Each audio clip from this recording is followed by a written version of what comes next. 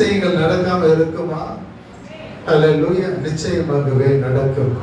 வேதாகமத்திலே நாம் பார்க்கிறோம் என்ன? அவர் அதிசயங்களை செய்கிறவர். சங்கீதம் 72:18 பார்க்கிறோம், இஸ்ரவேலின் தேவனாய் இருக்கிற கர்த்தராகிய தேவனுக்கு ஸ்தோத்திரம் உண்டாவதாக, அவரே அதிசயங்களை செய்கிறவர். ஹல்லேலூயா. எத்தனை பேர் சொன்னீங்க, எனக்கு தேவன் அதிசயங்களை செய்து கொண்டு இருக்கிறார்? அவர் செய்து கொண்டு இருக்கிறபடியினாலே இன்றைக்கு ஜீவனோடு அவருடைய சமூகத்திலே நாம் வீட்டு இருக்கிறோம். அதுதான் உண்மை. ஹல்லேலூயா. வேதாகமம் சொல்லுகிறது, அதிசயங்களை செய்கிறவர். ஹல்லேலூயா. அவர் யார் என்றால் நம் தேவனாகிய கர்த்தர். பரலோகத்தில் இருக்கிற தேவன் நமக்கு ஒவ்வொரு நாளும், ஏன் ஒவ்வொரு நிமிடமும் அதிசயங்களை செய்து கொண்டு இருக்கிறார். யோபு சொல்லுவார், அவர் எண்ணி முடியாத அதிசயங்களை அவர் செய்கிற தேவனாய் இருக்கிறார். அவருடைய அதிசயங்களை என்ன ஒரு மனுஷனாலும் என்ன பண்ண முடியாது, எண்ண முடியாத அளவிற்கு தம்முடைய ஜனங்களுக்கு அவர் அதிசயங்களை செய்து கொண்டு இருக்கிறதை வேதாகமம் வெளிப்படுத்துகிறதை பார்க்கிறோம். ஹல்லேலூயா. உங்களுக்கு நல்லாவே தெரியும், எல்லாருக்கும் தெரிந்ததான காரியம் தான். சங்கீதம் 78 பார்க்கிறோம் என்னவா, அவர் செய்த அதிசயங்கள் பட்டியலிட்டு அங்கே சொல்லப்பட்டிருக்கிறது. எகிப்திலிருந்து புறப்பட்டதான இஸ்ரவேலர் தங்கள் கண்களோடு கூட பார்க்கும்படி அவர் எகிப்து தேசத்திலும் ஆண்டவர் செய்தார், வனாந்தரத்திலும் அதிசயங்களை செய்து நடத்தி கொண்டு வருகிறதை பார்க்கிறோம். அப்படி ஒவ்வொரு அதிசயத்தையும் செய்ததான ஆண்டவரை அவர்கள் என்ன செய்தார்கள் என்றால், அதிசயங்களை மறந்து தேவனுக்கு என்ன செய்தார்களாம், கோபத்தை மூட்டினார்கள் என்று வேதாகமம் வெளிப்படுத்துகிறதை பார்க்கிறோம். அதிசயத்தை மறந்தாங்க. செங்கடலை இரண்டாக பிளந்தார் ஆண்டவர். பெரிய அதிசயம். ஹல்லேலூயா. அது ஒரு பெரிய அதிசயம். அவர்கள் பார்க்க முடியாததான ஒரு அதிசயத்தை அவர் கண்களுக்கு முன்பதாக செய்து, ஹல்லேலூயா, எதிரிகளை அதே இடத்திலே அழிக்கிறதை பார்க்கிறோம். அப்போ அதிசயங்கள் பயங்கரமாகவும் இருக்கும், ஆச்சரியமாகவும் இருக்கும். எத்தனை பேர் ஆமென் சொல்றீங்க? ஹல்லேலூயா. இஸ்ரவேலருக்கு ரெண்டு காரியம் என்ன, அது ஆச்சரியமான ஒன்று, பயங்கரமான ஒன்று, ரெண்டு ஒரே இடத்திலே நடக்கிறதான காரியம் அது. இப்படி அதிசயங்களை செய்து ஆண்டவர் கொண்டு வருகிறார். பார்க்கிறவங்க 14 பாருங்க, 78:14. பகலிலே அதிசயம் என்ன, மேகத்தினாலும் இரா முழுவதும் அக்கினி வெளிச்சத்தினாலும் அவர்கள் என்ன பண்ணலாம், வழி நடத்தினார். வனாந்தரத்தை அவர்கள் பார்க்கிறேன், கண்மலைகளை பிளந்து மகா ஆழங்களில் இருந்து தண்ணீரை அவர்களுக்கு குடிக்க கொடுத்தாராம். எங்க ஒரு ஓடையில ஓடி வருகிற, ஹல்லேலூயா, நாத்தடிச்ச தண்ணி கிடையாது. வனாந்தரத்தில் அவர்கள் குடிக்க எப்படிப்பட்ட தண்ணீரை கொடுத்தாராம். ஹல்லேலூயா. ஆச்சரியமான ஒரு காரியம் அது. ஹல்லேலூயா. ஆண்டவர் அழகாக ஒவ்வொரு காரியத்தையும் செய்து கொண்டு வரும்போதே வேதாகமம் அங்கே சொல்லுகிறது என்ன, அவருடைய செயல்களையும் அவர்கள் தங்களுக்கு காண்பித்த அதிசயங்களையும் மறந்தார்களாம். இப்படி ஒவ்வொன்றையும் செய்யும் போது அவர்கள் என்ன செய்தாங்களா, அடிக்கடி மறந்து போயிடுவாங்க. ஆனா பாருங்க, மீண்டும் அவர்கள் என்ன செய்யறாங்கன்னு சொன்னா, தாங்கள் இச்சைக்கேற்ற போஜனத்தை கேட்டு தங்கள் இருதயத்திலே தேவனை பரீட்சை பார்த்தார்கள். இத்தனை அதிசயங்களையும் பார்த்துட்டு அவங்களுக்குள்ள என்ன இருந்ததா, இச்சை இருந்தது. மறுபடியும் சோதிக்க ஆரம்பிச்சாங்க. என்னவோ 19ஆம் வசனம், அவர்கள் தேவனுக்கு விரோதமாய் பேசி தேவன் வனாந்தரத்திலே ஒரு போஜன பந்தியை ஆயத்தப்படுத்த கூடுமோ, இந்த வனாந்தரத்தில் எங்களுக்கு ஏற்ற இச்சைக்கேற்ற ஒரு போஜன பந்தியை ஆண்டவரால கொடுக்க முடியுமான்னு சொல்லிட்டு என்ன பண்றாங்க, அவங்க சோதிக்கிறதை பார்க்கிறோம். அப்பதான் ஆண்டவர் என்ன செய்தாரா, வானத்தின் கதவுகளை திறந்தார் என்று வேதாகமம் சொல்லுகிறது. வனாந்தரத்தில் என்ன பண்ணார் ஆண்டவர், அவர்களுக்கு ஏற்ற இச்சைகளின்படி அவர்கள் விரும்பினதை கொடுக்கும்படி முதலாவது என்ன, ஒரு பந்தியை ஏற்படுத்த கூடுமா என்று சோதிக்கும் போது ஆண்டவர் இந்த உலகத்திலே காணப்படுகிறதான காரியங்களை வைத்து ஒரு பந்தி ஆண்டவர் ஏற்படுத்தல, ஒரு அதிசயத்தை செய்து அங்கே ஏற்படுத்துகிறதை பார்க்கிறோம். அவங்க எகிப்துல சாப்பிட்டதான அந்த சாப்பாட்டை ஒரு பந்தியா ஆண்டவர் ஏற்படுத்தல. அதற்கு மாறாக வேண்டும் ஆண்டவர் என்ன சொல்றார் பாருங்க, அவர் உயரத்திலே மேகங்களுக்கு கட்டளையிட்டு வானத்தின் கதவுகளை திறந்து, ஹல்லேலூயா, என்ன அழகான ஒரு வார்த்தை பார்த்தீங்களா? வானத்திலே என்ன பண்ணார் ஆண்டவர்? கதவு இருக்குதா, அது அவர் கட்டளையிட்டதான் என்ன பண்ண அந்த கதவு திறக்கும். ஹல்லேலூயா. இவங்க சோதிக்கிறாங்க, எங்களுக்கு ஒரு பந்தி, போஜன பந்தி ஏற்படுத்த முடியுமா? ஹல்லேலூயா. ஆனா ஆண்டவர் என்ன செய்யறாரா? அழகாக சொல்லப்பட்டதான காரியம் அது 78:23.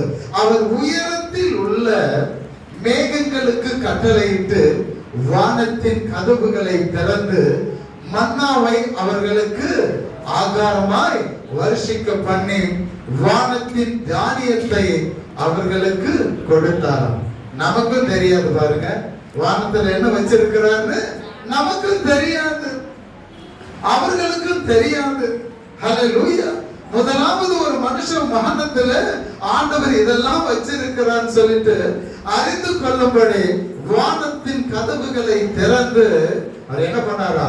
மன்னாவை முதலாவது அங்கே அனுப்புகிறதை பார்க்கிறோம். அப்போ அவங்க இச்சித்தது என்ன? மன்னாவையா கேட்டாங்க? ஹல்லேலூயா, இல்ல. அவங்க இச்சித்தது என்ன? மன்னாவை கேட்கல. ஆனா மன்னாவை அவங்க பார்த்ததும் தெரியாது, அதை குறித்த அறிவும் கிடையாது, வெளிப்பாடு கிடையாது. ஆனா தேவன் என்ன பண்ணாரு? அந்த ஜனங்களுக்கு ஒரு விசேஷித்த ஒரு போஜன பந்தியை அவர் ஏற்படுத்துகிறதை பார்க்கிறோம். வானத்தை திறந்தாரு, மன்னா வந்தது. அடுத்தது என்ன? ஹல்லேலூயா. ஆகாசத்திலே கீழ்காற்றை வர பண்ணி, எல்லாமே ஆகாயம் தான். ஹல்லேலூயா. தேவன் கொடுக்கிறது எல்லாமே உன்னதத்தில் இருந்துதான். ஒரு எத்தனை பேர் ஆமென் சொல்றீங்க? ஹல்லேலூயா. நன்மையான எந்தையும் பூரணமான வரவும் ஜோதிகளின் பிதாவினிடத்திலிருந்து தான் வரணும். அப்ப அங்க இருந்து என்ன பண்ணது? ஹல்லேலூயா. உயரத்தில் இருந்து மனுஷனுக்கு கொடுக்கிற எல்லா காரியமும் மேன்மையான காரியம் என்பதை நாம் முதலாவது அறிந்து கொள்ள வேண்டும். மனுஷன்கிட்ட இருந்து வர்றதுக்கு பூமியில இருந்து தான் உனக்கு கொடுப்பான், அதுவும் தேவன் மூலமாக. ஆனா தேவன் கொடுக்கிறது எங்கன்னு சொன்னா, ஹல்லேலூயா, தம்முடைய சிங்காசனம் வீற்றிருக்கிற இடத்திலிருந்து, பரலோகத்திலிருந்து உனக்காக விசேஷித்த வண்ணமாய் உருவாக்கி அதை உனக்கு அனுப்புகிற தேவன் அவர். எத்தனை பேர் ஆமென் சொல்லுவீங்க? ஹல்லேலூயா. எல்லாமே ஆயத்தப்படுத்தி வைத்திருக்கிற தேவன். ஆனா பாருங்க என்ன அனுப்புறாரு அங்க? ஹல்லேலூயா. முதல்ல மன்னாவாகி அந்த தானியத்தை அனுப்புகிறாரு. அடுத்தது பாருங்க என்ன? அடுத்தது ஆகாசத்திலே கீழ்காற்றை வரப்பண்ணி தம்முடைய வல்லமையினால், பாருங்க என்னவா? எல்லாமே அவருடைய வல்லமை. ஹல்லேலூயா. சாதாரணமானது கிடையாது. அவருடைய வல்லமையினாலே தென்றலையும் வீச செய்த அந்த போஜன பந்தி நடக்கிற இடம் எப்படி இருக்குன்னு சொன்னா, உஷ்ண காத்து நம்மள மாதிரி வெந்துக்கிட்டு வேக்காடா இருக்கிற இடம் கிடையாது. ஆண்டவர் எல்லாவற்றையும் வருஷிக்க பண்ணும்போது அங்கே ஒரு தென்றலை அனுப்புகிறதை பார்க்கிறோம். ஹல்லேலூயா. குளிர்ச்சியான ஒரு சூழ்நிலை, மனிதனுக்கு ஏற்றதான ஒரு சூழ்நிலை ஏற்படுத்தி அங்கே ஒரு போஜன பந்தி ஏற்படுத்துகிறதை பார்க்கிறோம். எத்தனை ஒரு வல்லமை பாருங்க ஆண்டவரிடத்தில் இருக்குதுன்னு சொல்லிட்டு. ஹல்லேலூயா. மாம்சத்தை, ஹல்லேலூயா, அவன் கேட்ட கறி மாம்சத்தை தூளத்தனையா, அது என்னன்னு எனக்கு ஒண்ணுமே புரியல. ஹல்லேலூயா. மாம்சத்தையும் கொடுக்கிறார். அது எப்படி? தூள் அத்தனையாய் மாம்சத்தையும். அடுத்தது என்ன பண்றார் ஆண்டவர்? சிறகுள்ள பறவைகளை கடற்கரை மணலத்தனையாயும் வருஷிக்க பண்ணி, ஹல்லேலூயா, எங்க கொண்டு வராரா? ஹல்லேலூயா. அழகாக சொல்லுகிறது என்னவா? அவைகளை அவர்கள் பாளையத்தின் நடுவிலும் அவர்கள் கூடாரங்களை சுற்றிலும் தேவன் என்ன பண்ணாரா? இறங்க பண்ணினார். எங்கேயோ ஒரு இடத்துல போய் அதை கலெக்ட் பண்ணி வரணும்ட்டு இல்ல, ஆண்டவர் என்ன பண்ணாரா? அவர்கள் இருக்கிற இடத்தை சுற்றிலும் அவைகளை வரும்படி ஆண்டவர் கட்டளை இடுகிறதை பார்க்கிறோம். இதை காட்டிலும் ஒரு பெரிய அதிசயம் இருக்குதா? நல்ல யோசனை பண்ணி பாருங்க. ஹல்லேலூயா. ஒரு பெரிய அதிசயம் என்ன? ஜனங்க கேட்டாங்க, வனாந்தரத்தில் இப்படி செய்ய முடியுமா ஆண்டவரால? சோதிக்கிறாங்க, பரீட்சை பார்க்கறாங்க. ஹல்லேலூயா. ஆனா ஆண்டவர் அதுக்கு முன்பதாக செய்ததான அதிசயமான காரியங்களையும் கிரியைகளையும் செய்கைகளையும் மறந்து போனபடியினாலதான் அவங்க என்ன பண்றாங்க? மீண்டும் ஆண்டவரை சோதிக்கிறதை பார்க்கிறோம். ஹல்லேலூயா. ஆனா சோதிக்கிறதுனால ஆண்டவர் அதை செய்யாமல் போனாரா? சோதிச்சதுனால ஏதோ பழைய காரியங்களை அவங்களுக்கு அனுப்பினாரா? அல்லது எகிப்தில சாப்பிட்டதான வெள்ளைப்பூண்டு, இந்த வெங்காயம், வெள்ளரிக்காய் இதை கொடுத்தாரு ஆண்டவர்? இல்ல. ஹல்லேலூயா. ஆண்டவர் கொடுத்ததான காரியம் ஒரு போஜன பந்தி ஏற்படுத்தினதான சூழ்நிலை. ஹல்லேலூயா. எல்லாவற்றையும் அந்த வனாந்தரத்திலே தென்றலை வீச செய்து, ஹல்லேலூயா, வனாந்தரத்துல அதில் புயல் காற்றோ உஷ்ணமான காற்றோ வீசல. ஆண்டவர் என்ன செய்தாராம்? அவர் பந்தியை அனுப்பி எல்லாவற்றையும் நிறைவாக அனுப்பி அந்த இடத்துல என்ன செய்தாராம்? தென்றலை வீச செய்தாராம். ஒரு குளிர்ச்சியான ஒரு சூழ்நிலை, இதமான ஒரு சூழ்நிலையில அவர்கள் புசிக்கும்படி, திருப்தி ஆகும்படி கர்த்தர் செய்தார். இதை விட ஒரு பெரிய அதிசயம் என்ன இருக்குது? நல்ல யோசனை பண்ணி பாருங்க. ஆண்டவர் செய்கிற ஒவ்வொரு காரியங்களும் இந்த உலகத்திலே எந்த ஜாதிகளுக்கும் செய்யாத ஒரு அதிசயங்களை நம்முடைய ஜனங்களுக்கு முன்பதாக செய்கிறதை வேதாகமம் வெளிப்படுத்துகிறதை பார்க்கிறோம். ஹல்லேலூயா. நோவா காலத்தில் ஆண்டவர் சொன்னார் என்ன? ஒரு பேழையை உருவாக்க செய்து அந்த பேழையில இந்த குடும்பம் மட்டும் போனாங்க. ரெட்டத்தை, ரெண்டு ரெண்டு ஜோடி, அத ஒரு ஜோடியா ரெண்டு பேரா என்ன பண்ணாங்க? மிருகங்கள், பறவைகள், ஊரும் பிராணிகள் எல்லாத்தையும் கொண்டு வர செய்தான். ஆனா இவன் போய் கொண்டு வரல, அதுங்களா வந்து என்ன பண்ணுச்சு? ஹல்லேலூயா. இந்த பேழைக்குள்ளே பிரவேசித்தது. ஒரு சுனாமி வந்தாவே நீங்க பாருங்க, இந்த ஜப்பான்ல வந்த சுனாமியை பார்க்கும்போது கப்பலே என்ன பண்ணுது? வீட்டுக்கு மேல, ஹல்லேலூயா, நகரத்துக்குள்ள தண்ணீர மிதக்கக்கூடிய கப்பலை கொண்டு வந்து அந்த ஊருக்குள்ளே, அந்த நகரத்துக்குள்ளே வந்து எல்லாமே வந்து விழுந்து போகிறதை பார்க்கிறோம். ஒன்றும் அந்த சுனாமிக்கு எதிராக நின்று என்ன பண்ண செயல்பட முடியல. அதை நான் போட்டு டிவியில போட்டு பார்க்கும்போது பாத்தீங்கன்னா, அந்த சுனாமி வரும்போது ஒரு கப்பல் எதிர்த்து போகுது. எதிர்த்து அந்த சுனாமிக்கு எதிர்த்து போயிடலான்னு போறான். அந்த கப்பல் என்ன ஆகுதுன்னே தெரியல. ஹல்லேலூயா. இந்த சாதாரண இந்த சுனாமிக்கு எதிர்த்து நிக்க கூட முடியாததான சூழ்நிலை இந்த பூமியில. ஒன்று எதிர்த்து நிக்க முடியல. ஆனா ஆண்டவர் செய்ததான என்னவா? இந்த நோவா காலத்தில் இந்த பேழை மிதக்குது. ஆனா வானத்திலிருந்து மதகுகள் திறக்கப்பட்டது. பூமியிலிருந்து என்ன பண்ணுச்சு? ஹல்லேலூயா. பூமியிலிருந்து தண்ணி மேல இருந்து கொட்டுது. மழை மாதிரி இல்ல. மதகு திறந்தா எப்படி இருக்கும்? எவ்வளவு ஃபோர்ஸ் இருக்கு? நல்லா யோசனை பண்ணி பாருங்க. மலைக்கு மேலே எத்தனையோ 15 அடி முழம், 15 முழம் உயரத்துல தண்ணி. அந்த தண்ணீருக்கு மேல என்ன பண்ணுச்சு? இந்த பேழை மிதக்குது. ஆனா என்ன இதுல ஒரு ஆச்சரியம் என்னன்னு சொன்னா, இவ்வளவு மழை மேல இருந்து மதகுகள் திறந்து கொட்டினதான வேலையில சாதாரண பலகையில செய்ததான இந்த பேழை ஒரே ஒரு ஓட்ட கூட அதுல கிடையாது. ஹல்லேலூயா.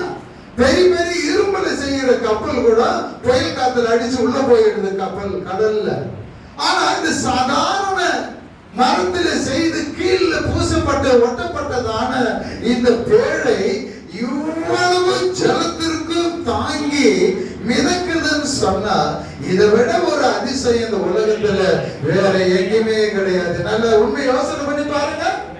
மேல இருந்து கொட்டுகிறதான அந்த ஜலத்தை தாங்கக்கூடிய ஹல்லேலூயா பெலன் அந்த பேழைக்கு எப்படி இருந்ததுன்னு சொன்னா, அந்த பேழையினுடைய கதவை மூடினவர் அந்த பேழையோட கூட இருந்தார். ஹல்லேலூயா. ஹல்லேலூயா. இதுதான் அதிசயம். இந்த உலகத்துல வந்து எது பெரிய அதிசயம் சொன்னா, இதை காட்டிலும் ஒரு அதிசயமே கிடையாது. மனுஷன் தன்னுடைய அறிவை வச்சு விஞ்ஞான நேரம், அதாவது விஞ்ஞானத்தை அறிந்து அதன் மூலமாக செய்த அநேக காரியங்கள் எல்லாமே தோல்வி அடைகிறதை பார்க்கிறோம். ஆனால் தேவனாலே கட்டளையிடப்பட்டு தெய்வ ஆலோசனை மூலமாக செய்து அந்த பேழை தண்ணீருக்கு மேலே மிதக்குதுன்னு சொன்னா, அதை காட்டிலும் இந்த உலகத்திலே ஒரு பெரிய அதிசயம் என்ன நடக்கல பாரு. எத்தனை பேர் ஆமென் சொல்ல முடியும்? இப்படி ஒவ்வொன்றாக அதிசயங்களை செய்து தம்முடைய ஜனங்களுக்கு முன்பதாக ஆண்டவர் இப்படிப்பட்ட பெரிய காரியங்களை செய்தாலும் கூட ஜனங்களுடைய எண்ணங்களும் சிந்தனைகளும் குறுகிய நோக்கத்தோடு கூட இருக்கிறபடியினாலே அதை மறந்து போகிறார்கள் என்பதை வேதாகமம் வெளிப்படுத்துகிறதை பார்க்கிறோம். அப்போ இந்த 40 வருஷம் வனாந்தரத்தில் நடத்தினதான ஆண்டவர் அவருக்கு மீண்டும் கோபத்தை ஏற்படுத்தினதான வேளையில முற்பிதாக்கள் என்ன பண்ணாங்க? ஆண்டவருக்கு கோபம் மூட்டினாங்க. அதன் மூலமா 40 வருஷம் வனாந்தரத்தை சுத்தி வந்தாங்க. அவர்களுடைய புத்திரர்கள் என்று வேதம் சொல்லுகிறது. நியாயாதிபதி புத்தகம் 13ஆம் அதிகாரம் 1ஆம் வசனத்தில் இப்படியாக தெளிவாக சொல்லுகிறது. என்ன? அவர்களுடைய புத்திரர்கள் யாரு? ஏற்கனவே 40 வருஷம் வனாந்தரத்தில் நடக்க காரணமா இருந்ததான இஸ்ரவேலர், ஹல்லேலூயா, அவர்களுடைய புத்திரர்கள் என்று வேதம் சொல்லுகிறது. அவங்க புத்திரர்கள் என்ன செய்தாங்க? ஆண்டவருக்கு நன்மையானதை செய்யல, அதற்கு மாறாக என்ன செய்தாங்களா? வேதம் தெளிவாக சொல்லுது. ஒன்ன வாசிங்க பாருங்க, அதனால கவனிங்க. இஸ்ரவேல் புத்திரர் மறுபடியும் கர்த்தரின் பார்வைக்கு அவர்கள் முற்பிதாக்கள் செய்தபடியே இவர்களும் செய்தபடியால் மீண்டும் என்ன பண்றாரா? ஹல்லேலூயா. 40 வருஷம் வனாந்தரத்தை சுத்தி வந்தவங்க இப்ப 40 வருஷம் என்ன பண்றாங்க? பெலிஸ்தியர் கையிலே ஆண்டவர் ஒப்பு கொடுக்கிறதை பார்க்கிறோம். வேதம் சொல்லுகிறது என்ன? தேவனை அறிகிற அறிவு அடைந்த பின்பு தேவனை மகிமைப்படுத்தாதவர்கள் என்ன பண்ணுவாங்க? தேவன் கேடான சிந்தைக்கு ஒப்பு கொடுப்பாராம். நீ தேவனை அறிந்தாச்சு, ஆனா நீ அடுத்து செய்யக்கூடிய காரியம் என்ன? ஒவ்வொரு நாளும் தேவன் செய்த அதிசயங்களை நினைத்து நீ அவரை மகிமைப்படுத்த வேண்டும், அவரை துதிக்க வேண்டும், அவரை கனப்படுத்த வேண்டும். அதைத்தான் நீ செய்ய வேண்டும். அதற்கு மாறாக தேவனை கோபம் ஊட்டுகிறதான வேளையில வேதம் சொல்லுகிறது, அவர்களை கேடான சிந்தைக்கு ஒப்பு கொடுக்கும் போது மீண்டும் அவர்களை தேவன் என்ன பண்ண மாட்டாரு? மீட்டு எடுக்கவே மாட்டார். ஹல்லேலூயா. கேடான சிந்தைக்கு ஒப்பு கொடுத்த வேளையில அடுத்தது என்ன நடக்கும் சொன்னா, ஹல்லேலூயா, அந்த சிந்தை கூடிய சீக்கிரத்தில் உன்னை மரணத்திற்கு உள்ளாக கொண்டு போகும். அதுதான் பூமியில உனக்கு கொடுக்கிற நியாய தீர்ப்பு, ஆக்கினை தீர்ப்பு. இந்த பூமியில நீ அனுபவிக்க கூடாதபடிக்கு, ஆசீர்வாதங்களை பெற்று இந்த பூமியில நீடித்த நாளாய் ஆயுசு நாட்களோடு கூட வாழாதபடிக்கு தேவன் என்ன பண்ணுவார்? கேடான சிந்தைக்கு ஒப்பு கொடுக்கும் போது தானா என்ன பண்ணா? ஹல்லேலூயா, நியாய தீர்ப்பு முந்திக் கொள்ளும் என்பதை மீண்டும் உங்களிடத்தில் நான் அறிவுறுத்த விரும்புகிறேன். வேதம் தெளிவாய் சொல்லுகிறது. மீண்டும் அவர்கள் என்ன பண்ணாங்க? பொல்லாப்பு செய்தபடியினாலே ஆண்டவர் என்ன செய்தாரு? பெலிஸ்தியர் கையில ஒப்பு கொடுத்தார். இப்ப இந்த 40 வருஷத்து பெலிஸ்தியர் கையில இவங்க என்ன பண்ணணும்? அடிமையா தான் இருக்கணும். ஏற்கனவே முற்பிதாக்கள் அங்க எகிப்திலே அடிமையா இருந்தாங்க. அந்த அடிமைத்தனத்திலிருந்து ஆண்டவர் கொண்டு வந்தார். மீண்டும் அவருடைய சந்ததி என்ன பண்ணுது? மீண்டும் பெலிஸ்தியர் கையில என்ன பண்றாங்க? ஒப்பு கொடுக்கிறதை பார்க்கிறோம். இப்ப பாருங்க என்ன நடக்குதுன்னு சொல்லிட்டு, அப்பொழுது தான் வம்சத்தானாகிய சோரா ஊரானாகிய ஒரு மனுஷன் இருந்தான். ஆண்டவர் பாருங்க, ஏதாகிலும் ஒன்றை செய்வதற்கு ஆண்டவர் என்ன பண்றாரு? பார்த்துக்கிட்டே இருக்கிறார். அல்லேலூயா. 4ஆம் புத்தகத்திலே வாசிக்கிறோம், தேவன் தம்முடைய வல்லமையை விளங்க பண்ணும்படி அவருடைய கண்கள் ஏன் சுத்திக்கிட்டு இருக்குதுன்னு சொன்னா, ஏதாகிலும் ஒரு காரியத்தை ஒரு மனுஷன் மூலமாக செய்யும்படிக்கு அந்த மனுஷனை தேவன் தேடுகிறதை பார்க்கிறோம். எத்தனை பேர் ஆமென் சொல்லுவீங்க? ஹல்லேலூயா. ஆண்டவர் கடற்கரை ஓரமாக இயேசு கிறிஸ்து நடந்து வரும்போது பேதுருவும் அவருடைய தம்பி என்ன பண்றாங்க? வலை போட்டுக் கொண்டு இருக்கிறதை கண்டு அவர்களை அழைக்கிறதை பார்க்கிறோம். அடுத்து வரார் ஆண்டவராய் இயேசு கிறிஸ்து. அப்ப இன்னொரு 2 பேர் என்ன பண்ணிட்டு இருக்காங்க? வலையை என்ன பண்ணிட்டு இருக்காங்க? பழுது பார்த்து கொண்டு இருக்கிறாங்க. அவர்களை கண்டு அவர்களை அழைக்கிறதை பார்க்கிறோம். அப்ப அங்க எவ்வளோ என்ன பண்றாங்க? மீனவர்கள் இருந்திருப்பாங்க. வலை போட்டு இருப்பாங்க, வலையை கிழிஞ்சதை பழுது பார்த்து இருப்பாங்க. ஆனா எல்லாரையும் தான் ஆண்டவர் பார்க்கிறார். எல்லாரையும் பார்க்கிற ஆண்டவர் அவர்களை பார்க்கும்படி ஒரு மனுஷனை அவர் தெரிந்து கொள்ளும் போது அதனுடைய நோக்கம் என்னன்னா, அவன் மூலமாக தான் இந்த காரியத்தை செய்ய முடியும். அப்ப படிப்பை பார்க்கல, அந்தஸ்தை பார்க்கல, அவனுடைய மற்ற உலக காரியங்களை பார்க்கல. ஆண்டவர் எப்படி பார்க்கிறாரா? இருதயத்தை பார்க்கிற தேவன். அவன் வலை போட்டு மீன் பிடிக்கிறவனா இருக்கலாம், ஒழுங்கா உடை அணியாதவனா இருக்கலாம். அவனுடைய இருதயம் எப்படி இருக்கிறது என்பதை அந்த பிற்காலத்திலே தன்னுடைய சித்தத்தை நிறைவேற்ற அவனால முடியுமா என்ன என்பதை ஆராய்ந்து அறிகிற தேவன் ஆண்டவர் ஒவ்வொருவரையும் கண்டு கொள்ளுகிறதை பார்க்கிறோம். அப்ப இங்க ஒரு மனுஷனை பார்க்கிறார் ஆண்டவர். அந்த மனுஷனை பார்க்கிறார், அவன் பேர் மனோவா. ஹல்லேலூயா. ஒரே மனுஷன் தென்படுறான். அந்த மனோவாவை ஆண்டவர் பார்க்கிறார். அவன் மனைவி பிள்ளை பெறாத மலடியாய் இருந்தார். எப்பொழுதும் ஆண்டவர் பாருங்க, ஹல்லேலூயா, எப்படி அதிசயத்தை செய்கிறார் பாருங்க. வேதம் சொல்லுகிறது, இல்லாதவைகளை என்ன பண்ணுவார் ஆண்டவர்? இருக்கிறவைகளாய். இல்ல, ஆனா ஆண்டவர் எப்படி பண்ணுவார்? அழைப்பாரு. இருக்குதுன்னு சொல்லிட்டு அழைக்கிற ஒரே ஒரு தேவன் யாருன்னா நம்முடைய தேவன். ஏன்? அதிசயம். அதுதான் அதிசயம். இல்லாதவைகளை இருக்கிறவை போல அழைக்கிற ஒருவர் உண்டு என்று சொன்னார். அவர் நம்முடைய ஆண்டவரை தவிர இந்த உலகத்துல வேறு ஒருவரும் கிடையாது. பாருங்க, ஹல்லேலூயா. இல்ல, மனசு சொல்லுமா இல்ல, ஆனா ஆண்டவர் சொல்றாரு இருக்குது. ஹல்லேலூயா. அது இருக்குது.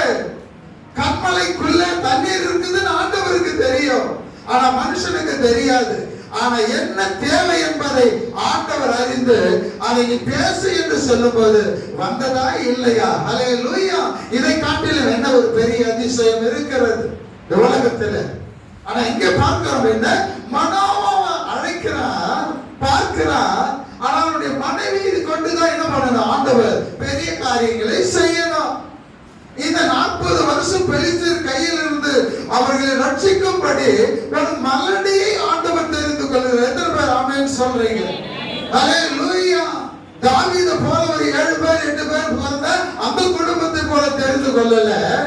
அதை அழைக்கும் போது, தெரிந்து கொள்ளும் போது அங்கே ஒன்றும் இல்லாத ஒரு வெறுமையான ஒரு பாத்திரத்தை ஆண்டவர் தெரிந்து கொள்ளுகிறதை பார்க்கிறோம்.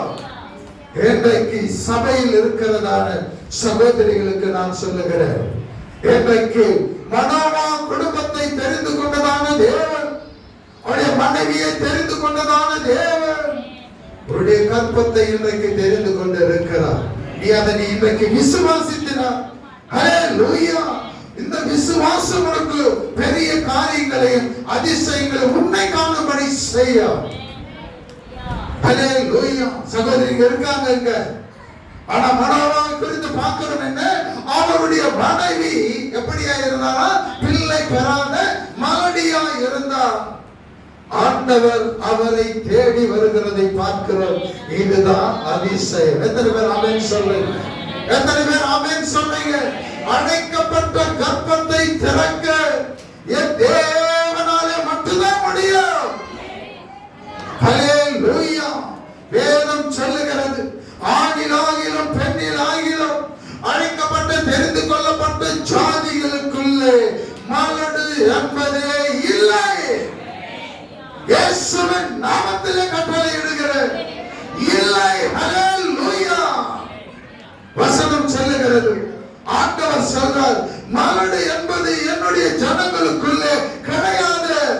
அது நீ வளர்க்கிற மிருகத்துக்குள்ள கூட கிடையாது. ஆண்டவர் சொல்லுகிறதான வல்லமை உள்ளதான வார்த்தை அது. ஹல்லேலூயா. பாருங்க, என்னவா இது? அதிசயம். அதிசயம் தேடி உன்னிடத்திலே வருகிறது. இது பார்க்கவே முடியாது இருந்ததான ஜனங்களுக்கு முன்பதாக இன்றைக்கு அதிசயம் என்ன? வேதம் சொல்லுகிறது என்ன? அந்த அதிசயம் என்னன்றது பாருங்க. ஹல்லேலூயா. 18ஆம் வசனம் என்ன? அதற்கு கர்த்தருடைய தூதனானவர், என் நாமம் என்ன என்று நீ கேட்க வேண்டியது என்ன? மனவா கேட்கலாம். நீ சொன்ன காரியம் நடக்கும் போது, ஆண்டவரே நான் என்ன செய்யணும்? உண்மை மகிமைப்படுத்த வேண்டும். ஸ்தோத்தரிக்க வேண்டும், உமக்கு பலியிட வேண்டும், உம்மை மகிமைப்படுத்த வேண்டும். உம்முடைய நாமம் தெரியாம நான் எப்படி நான் மகிமைப்படுத்த வேண்டும், எப்படி நான் சொல்ல முடியும், எப்படி பலியிட முடியும்? அதனால உம்முடைய நாமத்தை எனக்கு சொல்ல வேண்டும். ஹல்லேலூயா. இந்த காரியம் நடக்கும், அவன் விசுவாசிக்கிறான். இந்த காரியம் நடக்கும்.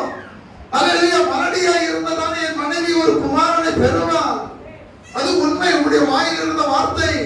அது பிறந்ததான வேளையில நான் உன்னை மகிமைப்படுத்த வேண்டும். ஆனா உன்னுடைய நாமம் தெரியாம நான் எப்படி மகிமைப்படுத்த முடியும்? உன்னுடைய நாமத்தை சொல்லுன்னு சொன்ன வேளையிலே ஆண்டவர் பேசுகிறார் அவனோடு கூட. என்னவா? அதற்கு கர்த்தருடைய தூதனானவர் சொல்றார், என் நாமம் என்ன என்று நீ கேட்க வேண்டியது என்ன? அது அதிசயம். ஹல்லேலூயா. ஆண்டவராகிய இயேசு கிறிஸ்துவே அதிசயம். ஹல்லேலூயா. அந்த அதிசயம் மலடா இருந்ததான மனோவாவுடைய குடும்பத்தில் இருந்ததான அந்த ஸ்திரியை பார்க்க அந்த அதிசயம் புறப்பட்டு வந்தது. ஹல்லேலூயா. ஹல்லேலூயா. ஹல்லேலூயா.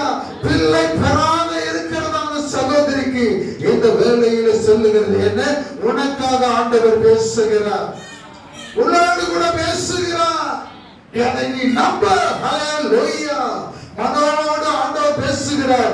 இன்றைக்கு அதிசயம் உன் மனைவியை தேடி வந்திருக்கிறது. ஹல்லேலூயா. அதிசயம் உன் குடும்பத்தை தேடி வந்திருக்கிறது. அதிசயம் பரலோகத்தை விட்டு இறங்கி பூமியிலே மனுஷனை தேடுகிறதை பார்க்கிறோம். ஹல்லேலூயா. எத்தனை பேர் ஆமென் சொல்ல முடியும்? அதிசயம் நீ தேடி போக வேண்டியது இல்லை, ஆசீர்வாதம் நீ தேடி போக வேண்டியது இல்லை. வேதம் சொல்லுகிறது அதிசயம் ஒரு மனுஷனை தேடி வருகிறதை பார்க்கிறோம். நீங்கள் என்னை அறிந்து கொள்ளவில்லை, நான் உங்களை அறிந்து கொண்டேன் ஆண்டவர் சொல்லுகிறார். நீர் எங்களை தேடி வரல, நான் தான் உங்களை தேடி வந்தேன். ஹல்லேலூயா. இன்னைக்கு தெரிகிறதா? ஆண்டவர் சொல்றார், தேவ தூதனானவராகிய இயேசு கிறிஸ்து அதிசயம். அவர்தான் அதிசயம், அவர்தான் அதிசயம். தேவன் அதிசயங்களை செய்கிறவர் யார் மூலமாக சொன்னா? இயேசு கிறிஸ்து மூலமாக. ஹல்லேலூயா. இயேசு கிறிஸ்து மனவோடு கூட சொல்றார், அதிசயம் யார் தெரியுமா? ஹல்லேலூயா. அந்த அதிசயம் நான் தான். ஹல்லேலூயா. அதிசயம் நான் தான். இந்த பெலிஸ்தியருக்குள்ளே அடிமையா இருக்கிறதான இஸ்ரவேல் புத்திரரை ஹல்லேலூயா மீட்கும்படி மலடியா இருந்த உன்னுடைய மனைவிக்குள்ளே அந்த அதிசயம் விளங்க போகிறது. ஹல்லேலூயா. பாருங்க என்ன அருமையான ஒரு காரியம். எத்தனை பேர் ஆமென் சொல்றீங்க? என்னை தேடி அதிசயம் வந்தது. இந்த உலகத்திலே அதிசயம் எப்படி வந்தது? மனுஷ ரூபத்தோடு கூட மாம்சத்தோடு கூட அதிசயம் வந்தது. ஹல்லேலூயா. ஹல்லேலூயா. இன்றைக்கு அதிசயம் மனோவுடைய மனைவிக்குள்ளே அந்த வீட்டுக்குள்ளே வந்த அதிசயம் பாருங்க என்னவா? ஹல்லேலூயா. ஆண்டவர் அங்கே பேசும்போது கிருபையாய் அங்கே ஒவ்வொரு காரியத்தை நான் என்ன பண்ண மாட்டேன், சாப்பிட மாட்டேன், இந்த போஜன பத்தி நான் ஏற்றுக்கொள்ள மாட்டேன், அதை நீ தேவனுக்கு செலுத்து. அப்படி அவன் பலியிடுகிறதான வேளையில கர்த்தருடைய தூதனானவர் மனோவாக்கும் மனைவிக்கு அப்புறம் தென்படவே இல்லை. எல்லாத்தையும் முடிச்சிட்டு அதிசயங்களை செய்துட்டு ஆண்டவர் எப்படி போகிறார் பார்க்கும்போது வேதம் சொல்லுகிறது, அக்கினி ஜுவாலை பலிபீடத்தில் இருந்து வானத்திற்கு நேராக எழும்புகையில் அவன் பலியிடுறான். பாருங்க, வானத்திலிருந்து என்ன வந்ததா? அந்த பலியை அங்கீகரிக்கும்படி அக்கினி இறங்குகிறதை பார்க்கிறோம். ஆண்டவர் பாருங்க என்னவா? அக்கினி ஜுவாலை பலிபீடத்தில் இருந்து வானத்திற்கு நேராக எழும்புகையில் கர்த்தருடைய தூதனானவர் பலிபீடத்தின் ஜுவாலையிலே ஏறி போனார். ஹல்லேலூயா.